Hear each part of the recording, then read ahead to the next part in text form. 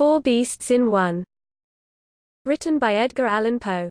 Chacun a ses vertus. Crébillon Xerxes. Antiochus Epiphanes is very generally looked upon as the Gog of the prophet Ezekiel. This honor is, however, more properly attributable to Cambyses, the son of Cyrus. And, indeed, the character of the Syrian monarch does by no means stand in need of any adventitious embellishment. His accession to the throne, or rather his usurpation of the sovereignty, 171 years before the coming of Christ. His attempt to plunder the temple of Diana at Ephesus. His implacable hostility to the Jews. His pollution of the Holy of Holies. And his miserable death at Tabor, after a tumultuous reign of 11 years, are circumstances of a prominent kind, and therefore more generally noticed by the historians of his time, than the impious, dastardly, cruel, silly, and whimsical achievements which make up the sum total of his private life and reputation. Let us suppose, gentle reader, that it is now the year of the world 3830, and let us, for a few minutes, imagine ourselves at that most grotesque habitation of man, the remarkable city of Antioch. To be sure there were, in Syria and other countries, 16 cities of that appellation, besides the one to which I more particularly allude. But ours is that which went by the name of Antiochia Epidaphne, from its vicinity to the little village of Daphne, where stood a temple to that divinity. It was built, although about this matter there is some dispute, by Seleucus Nicanor, the first king of the country after Alexander the Great, in memory of his father Antiochus, and became immediately the residence of the Syrian monarchy. In the flourishing times of the Roman Empire, it was the ordinary station of the prefect of the eastern provinces. And many of the emperors of the Queen City, among whom may be mentioned especially Verus and Valens, spent here the greater part of their time. But I perceive we have arrived at the city itself. Let us ascend this battlement, and throw our eyes upon the town and neighboring country. What broad and rapid river is that which forces its way, with innumerable falls, through the mountainous wilderness, and finally through the wilderness of buildings? That is the Orontes, and it is the only water in sight, with the exception of the Mediterranean, which stretches like a broad mirror, about 12 miles off to the southward. Every one has seen the Mediterranean, but let me tell you, there are few who have had a peep at Antioch. By few, I mean, few who, like you and me, have had, at the same time, the advantages of a modern education. Therefore cease to regard that sea, and give your whole attention to the mass of houses that lie beneath us. You will remember that it is now the year of the world 3830. Were it later, for example, were it the year of our Lord 1845, we should be deprived of this extraordinary spectacle. In the 19th century Antioch is, that is to say, Antioch will be, in a lamentable state of decay. It will have been, by that time, totally destroyed, at 3 different periods, by 3 successive earthquakes. Indeed, to say the truth, what little of its former self may then remain, will be found in so desolate and ruinous a state that the Patriarch shall have removed his residence to Damascus. This is well. I see you profit by my advice, and are making the most of your time in inspecting the premises, in satisfying your eyes with the memorials and the things of fame that most renown this city. I beg pardon. I had forgotten that Shakespeare will not flourish for 1750 years to come. But does not the appearance of Epidaphne justify me in calling it grotesque? It is well fortified, and in this respect is as much indebted to nature as to art. Very true. There are a prodigious number of stately palaces. There are. And the numerous temples, sumptuous and magnificent, may bear comparison with the most lauded of antiquity. All this I must acknowledge. Still there is an infinity of mud huts, and abominable hovels. We cannot help perceiving abundance of filth in every kennel, and, were it not for the overpowering fumes of idolatrous incense, I have no doubt we should find a most intolerable stench. Did you ever behold streets so insufferably narrow, or houses so miraculously tall? What gloom their shadows cast upon the ground! It is well the swinging lamps in those endless colonnades are kept burning throughout the day. We should otherwise have the darkness of Egypt in the time of her desolation. It is certainly a strange place. What is the meaning of yonder singular building? See, it towers above all others, and lies to the eastward of what I take to be the royal palace. That is the new temple of the sun, who is adored in Syria under the title of Elagabalus. Hereafter a very notorious Roman emperor will institute this worship in Rome, and thence derive a cognomen, Heliogabalus. I dare say you would like to take a peep at the divinity of the temple. You need not look up at the heavens, his sonship is not there, at least not the sonship adored by the Syrians.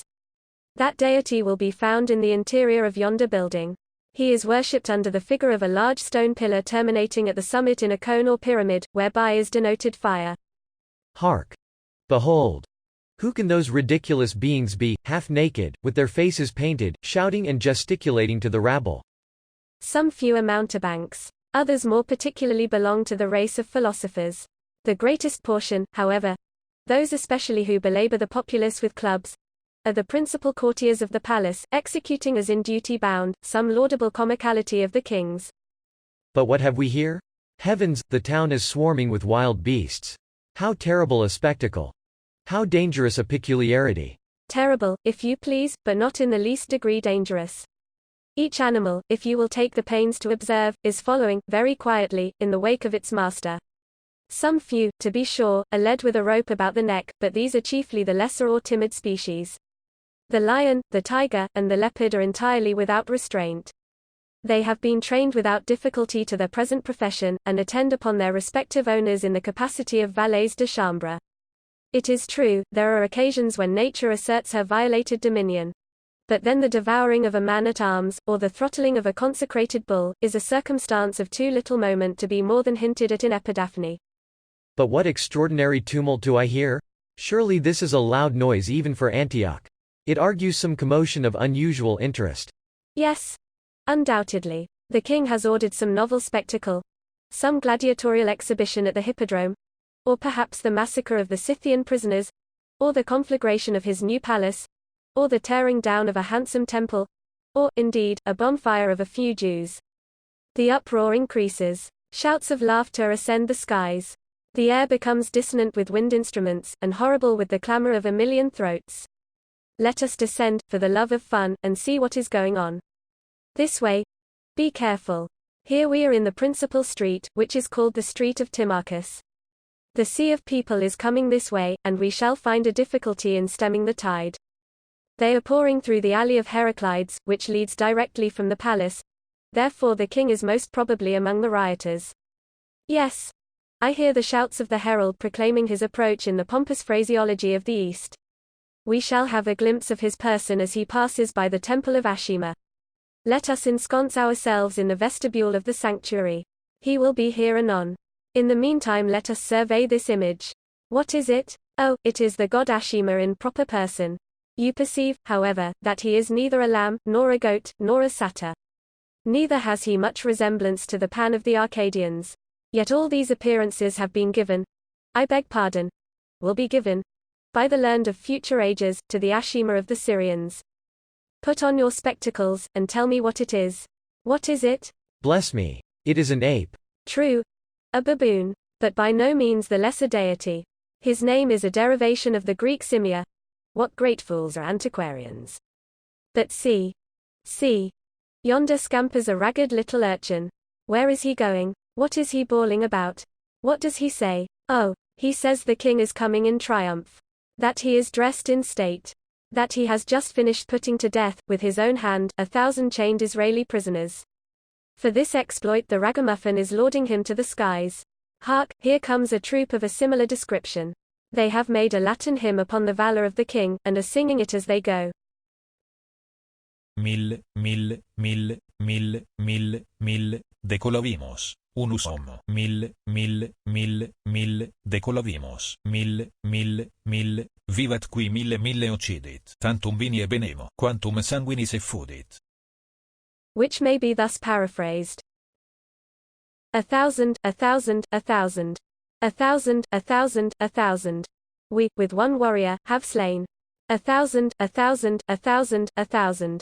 Sing 1,000 over again. So ho. Let us sing. Long life to our king. Who knocked over 1,000 so fine. So ho. Let us roar. He has given us more red gallons of gore than all Syria can furnish of wine. Do you hear that flourish of trumpets? Yes.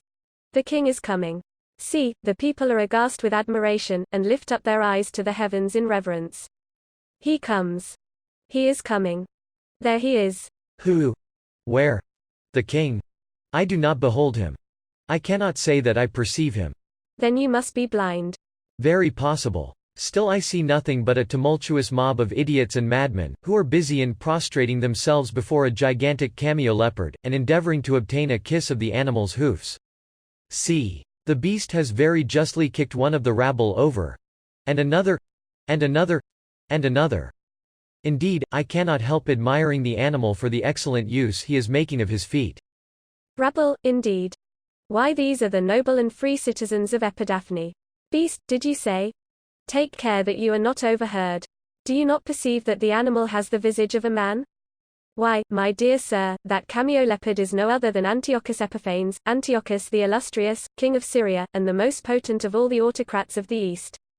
It is true, that he is entitled, at times, Antiochus Epimanes, Antiochus the madman, but that is because all people have not the capacity to appreciate his merits. It is also certain that he is at present ensconced in the hide of a beast, and is doing his best to play the part of a cameo-leopard. But this is done for the better sustaining his dignity as king. Besides, the monarch is of gigantic stature, and the dress is therefore neither unbecoming nor over-large. We may, however, presume he would not have adopted it but for some occasion of a special state. Such, you will allow, is the massacre of 1,000 Jews. With how superior a dignity the monarch perambulates on all fours. His tail, you perceive, is held aloft by his two principal concubines, Ellen and Argilis. And his whole appearance would be infinitely prepossessing, were it not for the protuberance of his eyes, which will certainly start out of his head, and the queer color of his face, which has become nondescript from the quantity of wine he has swallowed.